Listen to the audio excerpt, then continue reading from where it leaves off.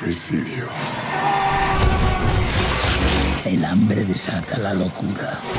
কংক্রিটে তৈরি এক বহুতল মৃত্যুকূপ, যার প্রতিটি ফ্লোরে ফেসে আছে দুজন করে নিরীহ মানুষ, এবং তাদের বেঁচে থাকার একমাত্র উপায় হলো প্রতিদিন ওপর থেকে প্ল্যাটফর্মে নেমে আসা এঁঠো খাবার, যেটি পাওয়ার জন্য তারা একে অপরকে মারতে পর্যন্ত দ্বিধাবোধ করে না। মুভিটির মধ্যে আমাদের বর্তমান সোসাইটির চিত্রটিকে তুলে ধরা হয়েছে, যার ব্যাপারে আমরা আগে জানবো। এটি একটি স্প্যানিশ ল্যাঙ্গুয়েজ মুভি, যেটিকে আপনারা নেটফ্লিক্সে গিয়ে অনায়াসে দেখতে পারেন, এবং আমি হাইলি রেকমেন্ডেড করবো মুভিটিকে একবার দেখার জন্য। তো চলুন আর বেশি দেরি না করে ভিডিওটিকে শুরু করা যাক। মুভিটি একটি লাইনকে কোট করে শুরু হয়, যেখানে বলা হয় পৃথিবীতে তিন ধরনের মানুষ আছে। প্রথমটি হলো উপর তলার মানুষ, এবং দ্বিতীয়টি হলো নিচের তলার মানুষ, এবং তৃতীয়টি হলো যারা উপর থেকে নিচের দিকে পড়ছে। এরপর আমাদের মুভির হিরো গোরেংকে দেখানো হয়, যার ঘুম কংক্রিটের তৈরি একটি ফ্লোরের মধ্যে খোলে। তার সাথে ট্রিমাগাজি নামে একটি বৃদ্ধ লোকও ছিল। সে জানায় এই বিল্ডিংটি একটি বহুতল গর্তের মতন, যার মিডিলে প্রতিদিন উপর থেকে একটি প্ল্যাটফর্ম খাবার নিয়ে আসে, যার ভেতরে থাকে রাজকীয় সব খাবার। কিন্তু এই প্ল্যাটফর্মটি 1 থেকে 2 মিনিটের জন্য স্থায়ী হয় এবং এরপর নিচের ফ্লোরে চলে যায়। এই 1 থেকে 2 মিনিটের মধ্যেই তাদের খাবারটিকে খেতে হয়, আর কেউ যদি খাবারটিকে রাখার চেষ্টা করে তাকে পেতে হয় পানিশমেন্ট, যার ফলস্বরূপ ফ্লোরের তাপমাত্রা বেড়ে বা কমে যায়, যার মানে হলো মৃত্যু অনিবার্য।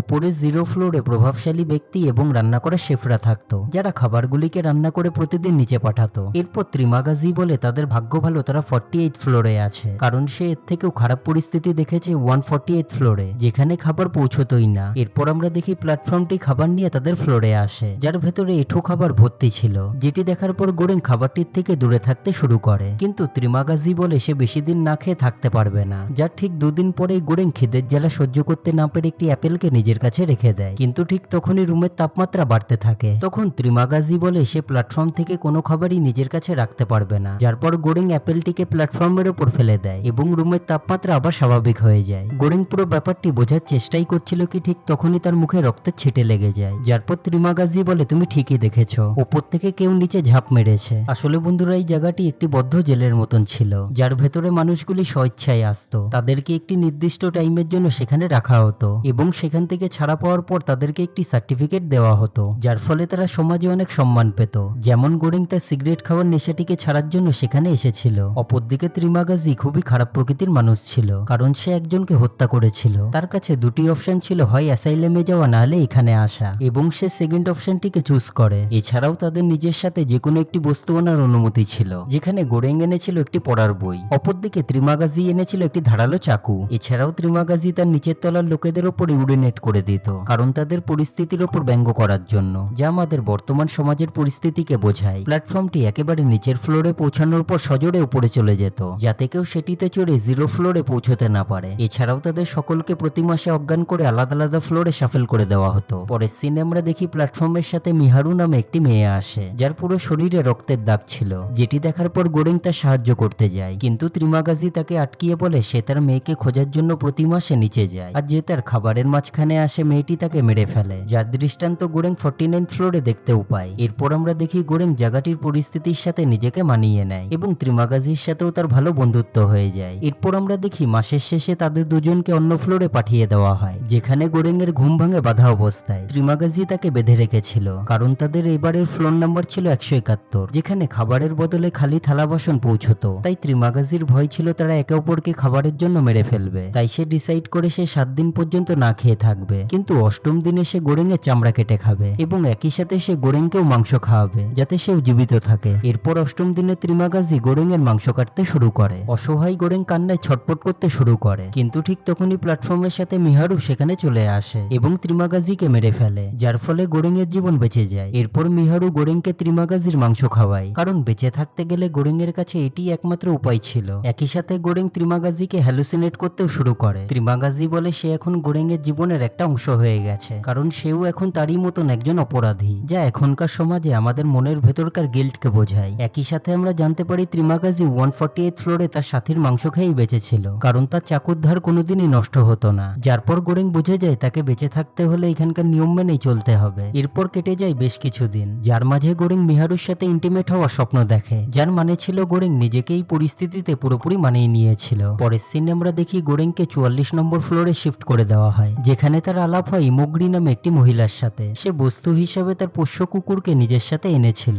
ইমোগ্রিকে দেখেই গোরেং চিনতে পেরে যায়। আসলে বন্ধুরা, ইমোগ্রি এই সংস্থার জন্য 25 বছর কাজ করেছিল এবং গোরেং এর ইন্টারভিউ সেই নিয়েছিল এই মৃত্যুকূপের মধ্যে ঢোকার আগে। ইমোগ্রি প্রার্থীদের কাছ থেকে তার পছন্দের খাবার এবং তারা নিজের সাথে কি নিয়ে যেতে চায় তার ডিটেলস নিত। কিন্তু একদিন তার মনে প্রশ্ন জাগে, তার পাঠানো ক্যান্ডিডেটরা এই বিল্ডিং এর মধ্যে কিভাবে থাকে। একই সাথে সে এটাও জানতে পারে যে তার ক্যান্সার হয়েছে, তাই সে ফাইনালি এখানে আসার সিদ্ধান্ত নেয়। কিন্তু এখানে এসে সে বুঝতে পারে সবার অবস্থা খুবই খারাপ, তাই সে একটি টেকনিক ইউজ করে। সে কন্টিনিউয়াসলি 15 দিন পর্যন্ত দুটি প্লেটের মধ্যে পর্যাপ্ত পরিমাণ খাবার দিয়ে নিচের ফ্লোরে পাঠায় এবং তাদেরকে বলে একই টেকনিক নিচের ফ্লোরে ইউজ করতে, যাতে নিচের প্রতিটি ফ্লোরে খাবার পৌঁছতে পারে। কিন্তু নিচের ফ্লোরের মানুষরা সেটি করতে অস্বীকার করে, ফলে বাধ্য হয়ে গোরেং বলে সে খাবারের ওপর পটি করে দেবে যদি তারা ইমোগ্রির কথা না শোনে। যেটি শোনার পর নিচের ফ্লোরের মানুষরা তার কথায় রাজি হয়ে যায়, যার পর ইমোগ্রি বলে এবার উপরে তলার মানুষদেরকেও সেটা বোঝাতে হবে। কিন্তু গোরেং ঠেস মেরে বলে সে উপরে গিয়ে পটি করতে পারবে না, যার মানে ছিল সে ইমোগ্রির চিন্তাধারাতে বিশ্বাসী ছিল না। এরই মাঝে একদিন মিহারু তাদের কাছে খুবই খারাপ অবস্থাতে আসে, তার পুরো শরীরে রক্ত লেগেছিল, যেটি দেখার পর গোরেং তার সাহায্য করতে শুরু করে। গোরেং ইমোগ্রিকে বলে সে তার বাচ্চাকে খোঁজার জন্য প্রতি মাসে নিচে যায়, কিন্তু ইমোগ্রি বলে এটি হওয়া ইম্পসিবল, কারণ 16 বছরের নিচে কোনো বাচ্চার এখানে আসা নিষিদ্ধ আছে এবং মিহারুর ইন্টারভিউ সেই নিয়েছিল এবং সে এখানে একাই প্রবেশ করেছিল। মিহারুর স্বপ্ন ছিল একজন বড় মাপের হিরোইন হওয়ার, কিন্তু ধীরে ধীরে সে একটি কাল্পনিক বাচ্চার খোঁজ করতে শুরু করে, যার ফলে সে হয়ে ওঠে একজন মার্ডারার। কিন্তু এরই মাঝে হঠাৎ ঘরের তাপমাত্রা কমতে থাকে, তখন গোরেং লক্ষ্য করে ইমোগ্রির কুকুর প্ল্যাটফর্ম থেকে নিজের কাছে কিছু রেখে দিয়েছে, তাই সে সঙ্গে সঙ্গে সেটিকে নিচে ফেলে দেয় এবং ঘরের তাপমাত্রা আবার স্বাভাবিক হয়ে যায়। এর পরের সিনে আমরা দেখি মিহারু ইমোগ্রির কুকুরকে মেরে নিচে চলে গিয়েছিল, যেটি দেখার পর ইমোগ্রি একেবারেই ভেঙে পড়ে। এরপর আমরা দেখি তাদের দুজনকে 202 নম্বর ফ্লোরে শিফট করে দেওয়া হয়, কিন্তু গোরেং ঘুম থেকে ওঠার পর দেখে ইমোগ্রি আত্মহত্যা করে নিয়েছিল এবং সে তার বডিকে গোরেং এর জন্য রেখে দিয়ে গিয়েছিল, যাতে গোরেং সেটিকে খেয়ে বেঁচে থাকতে পারে। ইমোগ্রি নিজের কুকুরের শোকে এবং এখানকার এই ভয়ানক পরিস্থিতি দেখেই সিদ্ধান্তটি নিতে বাধ্য হয়েছিল, কারণ তার মতে গোরেংই পারবে এই পচে যাওয়া সিস্টেমকে ঠিক করতে। যার পর গোরেং ইমোগ্রির মাংস খেয়েই বেঁচে থাকতে শুরু করে। এর পরের সিনে আমরা দেখি গোরেংকে 6 নম্বর ফ্লোরে শিফট করে দেওয়া হয়, যেখানে তার দেখা হয় বাহারাতের সাথে। সে একটি দড়ির সাহায্যে 5 নম্বর ফ্লোরে ওঠার চেষ্টা করে, কিন্তু সেই ফ্লোরের একটি কাপল তার উপর পটি করে দেয়, যার ফলে সে মরতে মরতে বাঁচে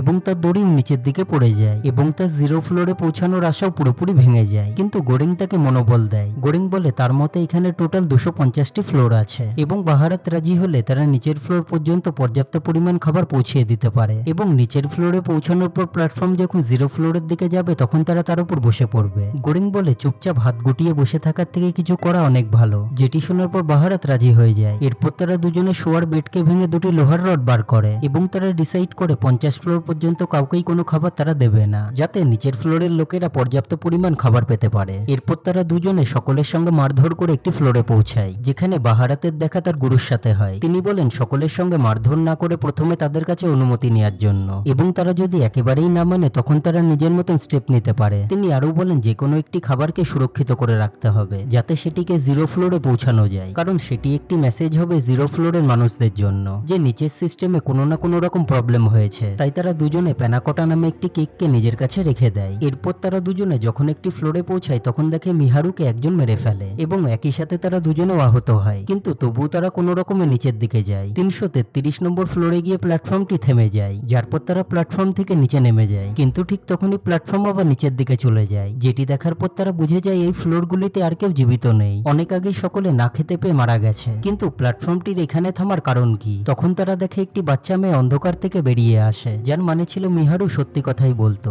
সে প্রতি মাসে তার বাচ্চার জন্য খাবার নিয়ে নিচে আসতো। এরপর তারা দুজনে প্যানাকোটা কেককে তাকে খাওয়ার জন্য দেয়, কিন্তু আশ্চর্যের ব্যাপার হলো রুমের তাপমাত্রার কোনো পরিবর্তন হয়নি, যার মানে হলো এখানে কোনো নিয়মই কাজ করে না। এরপর তারা দুজনে সেখানেই ঘুমিয়ে পড়ে। স্বপ্নের মধ্যে বাহারাত গোরেংকে বলে মেয়েটিই হলো আসল মেসেজ, কিন্তু গোরেং যখন ঘুম থেকে ওঠে তখন দেখে বাহারাত ব্লাড লস হয়ে মারা গেছে। তাই সে বাচ্চা মেয়েটিকে নিয়ে আবারও নিচের দিকে যায়। প্ল্যাটফর্মটি একটি কালো অন্ধকার বেসমেন্টের মধ্যে গিয়ে থেমে যায়, যার পর ত্রিমাগাজি গোরেংকে নিচে আসতে বলে। ত্রিমাগাজি বলে গোরেং এর কাজ এখানে শেষ হয়েছে, তার মেসেজের সাথে উপরে যাওয়ার কোনো দরকার নেই, যার মানে ছিল গোরেং এই সিস্টেমের মধ্যে পরিবর্তন আনতে সক্ষম হয়েছিল। এরপর আমরা দেখি মেয়েটি প্ল্যাটফর্মের সাথে 0 ফ্লোরের দিকে চলে যায় এবং এই অসাধারণ মুভিটি এখানেই শেষ শেষ হয়ে যায়। তো বন্ধুরা, মুভিটির মধ্যে বর্তমান সমাজের পরিস্থিতিকেই তুলে ধরা হয়েছে, যেখানে উপরের তলার মানুষেরা নিচের তলার মানুষদেরকে কীটপতঙ্গের মতন দেখতো। তারা সিস্টেমের মধ্যে পরিবর্তন আনতে অস্বীকার করে দেয়, কারণ তারা যদি সকলেই পর্যাপ্ত পরিমাণ খাবার খেত তাহলে সেখানে কেউই মরতো না। কিন্তু অবশেষে তারা দুজনে আসল মেসেজকে খুঁজে পায়, যে ছিল মিহারুর মেয়ে। কারণ ইমুগ্রির মতে এখানে 16 বছরের নিচে কোনো বাচ্চার আসা নিষেধ আছে,